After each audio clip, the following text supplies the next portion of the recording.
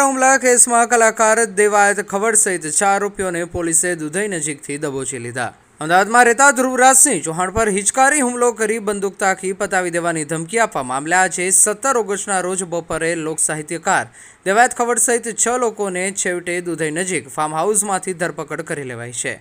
આ પહેલા હુમલામાં ઉપયોગમાં લેવાયેલ 2 કાર ગીર સોમનાથથી બિનવારસી હાલતમાં મળી આવી હતી। ત્યારબાદ સાંજે ગીર સોમનાથ એલસીબી પોલીસે દેવાયત ખવડ સહિત 6 શખ્સોને લઈ ઈણાજ ખાતે આવેલી એસપી ઓફિસે પહોંચ્યા હતા। આ મામલે એસપી મનોહરસિંહ જાડેજાએ પ્રેસ કોન્ફરન્સ યોજી આરોપીની અટક અંગેના ખુલાસા કરશે, જેમાં આરોપી ક્યાં છુપાયા હતા અને તેને કેવી રીતે પકડાયા, આ ઉપરાંત ધ્રુવરાજસિંહ સાથેની દુશ્મની અને ત્યાર પછી કાર દ્વારા કરાયેલ હુમલા સહિતની વિગતો રજૂ કરશે। દેવાયત ખવડ તેમના વતન દુધઈ પાસેના ફાર્મ હાઉસમાંથી નીકળતા હોવાના સીસીટીવીમાં દેખાયા બાદ તેમને દબોચી લેવાયા હતા।